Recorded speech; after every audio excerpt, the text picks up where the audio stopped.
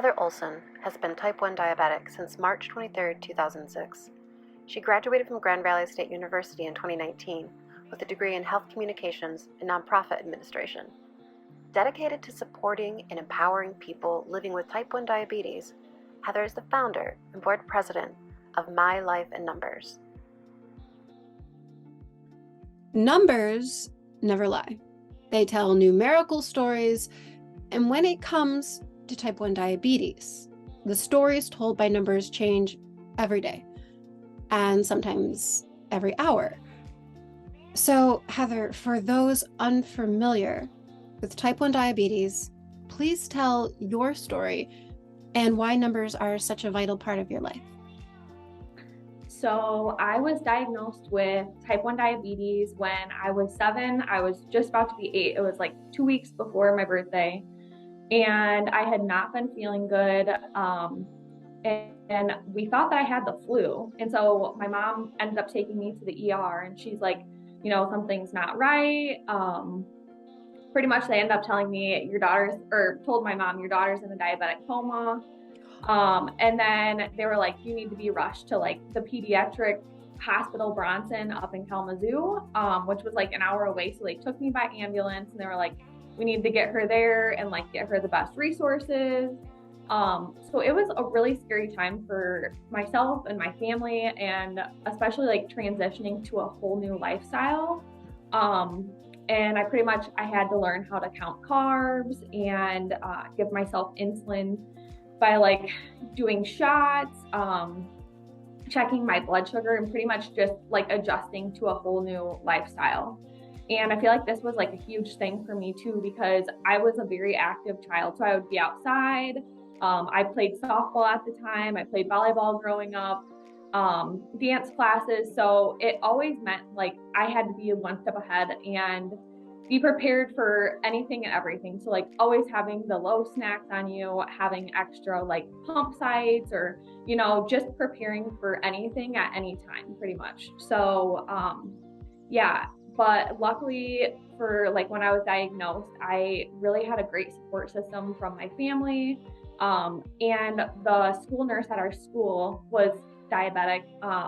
And so I also got a lot of support from her. And so she kind of like showed me the pump and different things like that. And so we actually had the same pump. So that way, like we could bond over it, and if I had questions and things like that. So it was just nice to talk to her because she knew what it felt like to be in my shoes. So I knew that she knew everything that I was feeling, all of the emotions, the roller coaster, everything like that. So that's a little bit about my story. And then just a little bit about numbers. I feel like everything in a diabetic's life is like judged by your numbers. So your normal person will go down and like sit to eat dinner, and they will be like, oh, I'm having like spaghetti with meatballs, and they just eat their dinner, versus like diabetics where we're like, what's our blood sugar at right now? How many carbs am I eating? How much insulin will I have to take?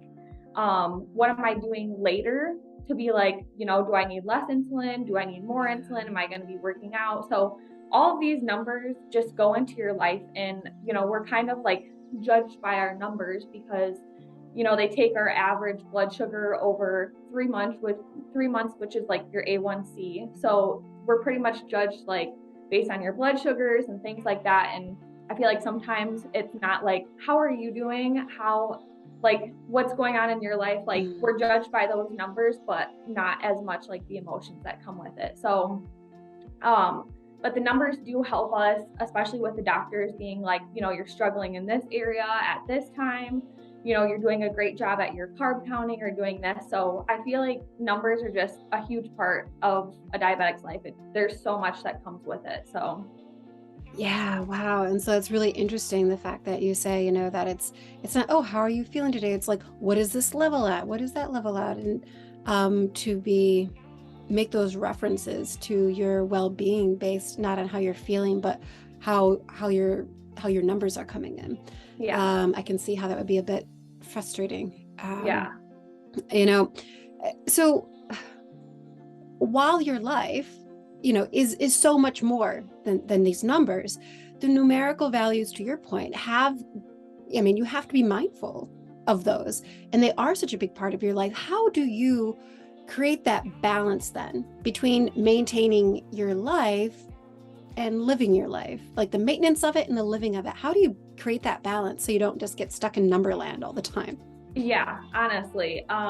So I feel like this is something every diabetic struggles with. So it's hard not wanting to be consumed by like being perfect with diabetes all of the time, especially because each day I feel like it's something new. So like I could have like the same meal every single day for like 3 days and I would get different results each day. And I think one thing that's really hard about diabetes is that like sometimes you do 2 + 2 is 4 and it's like, yep, good, we got everything covered today. And then sometimes it's like, yeah, I did everything I was supposed to do and it's still not adding up. So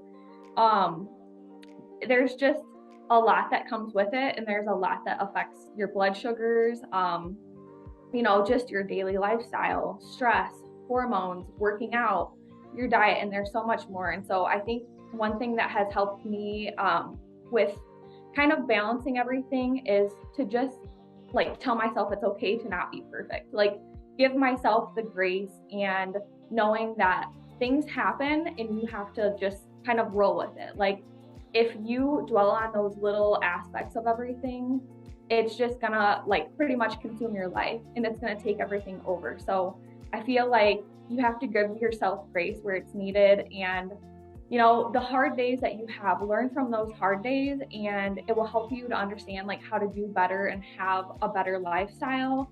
But those hard days also make you appreciate the good days too, and makes you feel like I'm not doing everything wrong, and it's okay to have bad days. It's great to have good days, but it's all about balancing like a healthy lifestyle for you and like what works best for you and your lifestyle. So I would also just say like not letting it stop you from doing anything. So as I was telling you, I do like to travel, and there's just a lot that comes with traveling and diabetes. So it's just also very hard because that's like one of my passions, and with traveling there's just a lot that comes with it. So it's hard in the airports because you have your pump, and they say your insulin can't go through the machines, and if sometimes your insulin can get wonky from traveling, so that affects your blood sugars. And especially like on the trip, eating new foods. The time difference is a huge one, breaking your normal schedule. So for me with my diabetes, if I'm like following my normal routine, it helps me to like kind of be on track. But when you're traveling, it's like a whole new thing. Like you might not eat breakfast until 10 o'clock or different things like that. So that has a huge impact as well. And then also just like when I was in Utah, there was a big elevation change, and that's something I've never experienced. So I had reached out to one of my diabetic friends and I'm like, what do I do? But I feel like while I'm traveling, I am just giving myself like more grace and being patient with myself, because I know there's going to be bumps in the road, but I also like want to go and live my life and do what makes me happy and make the most of that same trip. So I feel like just being patient and understanding that things happen and you don't have to be perfect with it. I love that word, grace, giving yourself that grace when required, Yeah. Right? So in looking at numbers, let's talk numbers like this. 1.45 million Americans are living with type 1 diabetes. And in fact, 64,000 people are diagnosed each year in the United States. So it seems like there should be a lot being done everywhere for everyone with this disease. But that's not the case. So here enters My Life in Numbers. Heather, what is the organization you founded working to do? Pretty much My Life in Numbers, our mission is to support and empower people living with type 1 diabetes. So we want to be a community for people to turn to and have these resources and different things that people can access. So like I had kind of mentioned priorly, there's just a lot that comes with a new diagnosis, and surrounding yourself with people who know like what it feels like to be in those shoes is a huge part of, having a little bit of normalcy in your life. So I started the nonprofit to have a community and be that resource here in Southwest Michigan, because like you had mentioned, there's not very many resources, and with the large amount of people being diagnosed, it's a huge need in our community. So our organization, we have an advocate program for newly diagnosed diabetics and their families. So pretty much they are just like a support system, and they kind of meet monthly and just do different things each month and get together and just have someone to talk to. And we do this for the newly diagnosed diabetic, but also their parents and family as well, because I know personally it would have been amazing to have someone to talk to and share my story and be like, are you struggling with this? Because I feel crazy for struggling with this, but it's all normal and it's all part of the process. But also giving the support to the parents as well, because it's a lot on the parents, and especially, you know, kids that are younger, kids that are teenagers. It's just nice for the parents to have someone to talk to as well. So I think it's just great to have the extra support during this new transition. So that is our advocate program. And then we also have a monthly empowerment group. And pretty much that's just kind of like an open place for people to get on and talk about any struggles or successes, and just like a safe place to be like, hey, this is what's going on, and like, we're rooting you on, we're supporting you in those times. So it's just like a very nice place to be like, this is what I need and this is where I can go, and for people to have access to that. So we do that. And then we also host a monthly event in the community. So each month it's just kind of like a fun event for diabetics to get out and meet each other. So some different things that we do. We did a healthy cooking class. We did a trivia night. We're going to a pumpkin patch. So there's just lots of different things, and it's a good option for people, because some people may not want to get on and be like, I'm struggling with this, but they're like, I want to meet other people who are in the same shoes as me. And so it's great to have a variety of options for people to talk to and, you know, utilize those resources. So that is also huge for us. And then we're paired with licensed therapists. So we, because mental health is huge with diabetes, and, you know, there's so much more that comes with it. And especially like we had talked about, there's good days, there's bad days, but just those people that need extra resources, we do provide counseling through a firm. And so pretty much, we want everyone to have access and take care of their mental health and everything. So we help cover the cost of those counseling services. That way everyone has access to the resources that they need, and, you know, they can be taken care of physically and mentally, because there's so much that comes with it. And I feel like that's not talked about enough. So we do that. And then the other things that we do, so I meet with kids in the local school systems and just like provide extra support. So just check in with them and, you know, just like how's school going, especially a lot of the newly diagnosed ones, or even someone that's been diabetic for 8 years. And it's just like, I want someone to talk to, but I can't come to these events. It's just another option for people to meet diabetics. Another major thing that our organization is like working on doing is just raising awareness about type 1 diabetes, because I had talked with my doctor and we said, diabetes is kind of like the silent disease. Like, no one really knows that you have it unless you have something on your arm or like something visible. And so just raising awareness of everything that we go through. We want to help even more people in 2023. So we're just trying to extend our resources and reach as many people as we can. So that's awesome. That's awesome. So education, advocacy, and to your point on what you just said, just building a community for people. So you know, so you've been living with type 1 diabetes for 16 years now. What was the hardest part when you were first diagnosed as a child, and what is the hardest part now as an adult?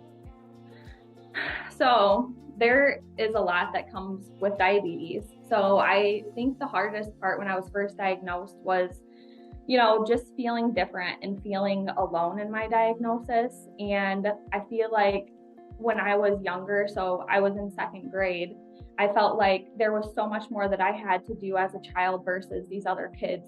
And I had to be pulled from class to go get low blood sugar snacks, or, I just had to take care of more stuff than anyone else my age. And I feel like I had to be more responsible, whereas other kids didn't have to worry about their health like I had to.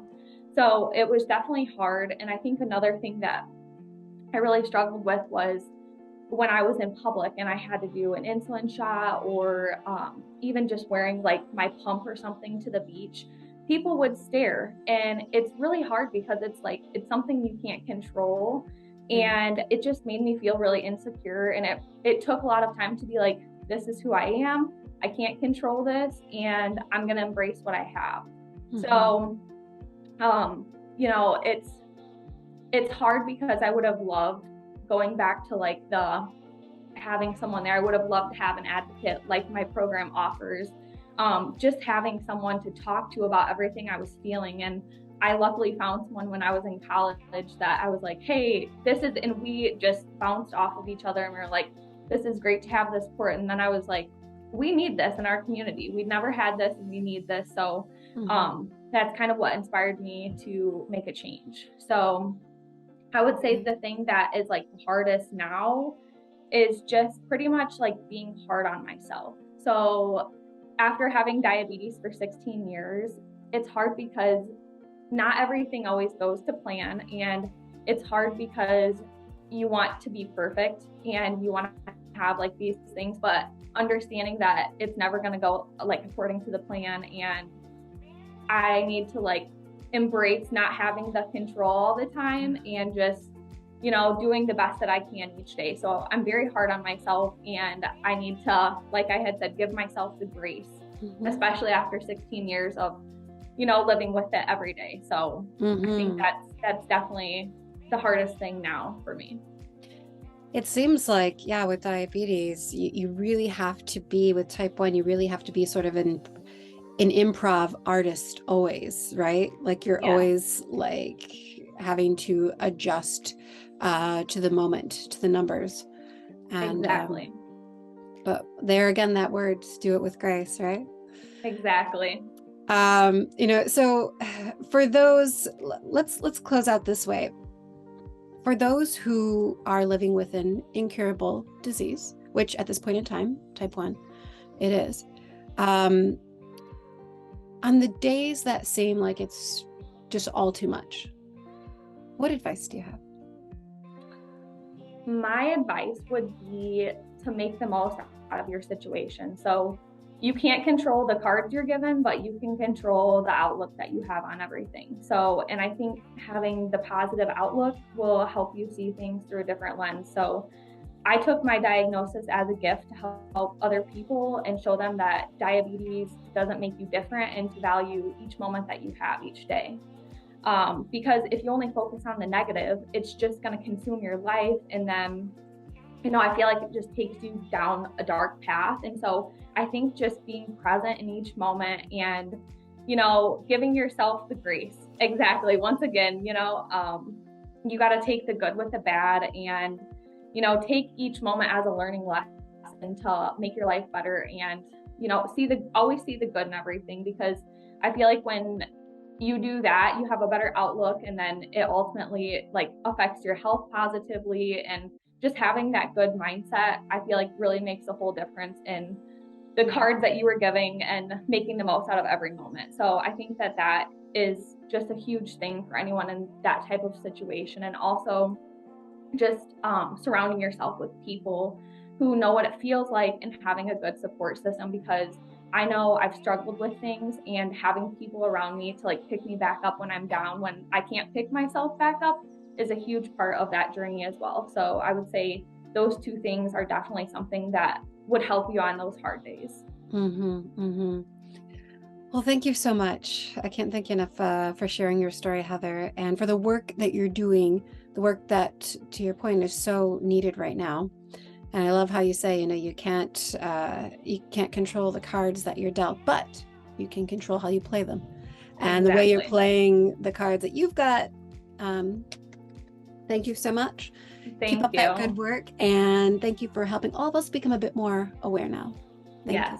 Thank you so much for having me. I appreciate it. Thank you.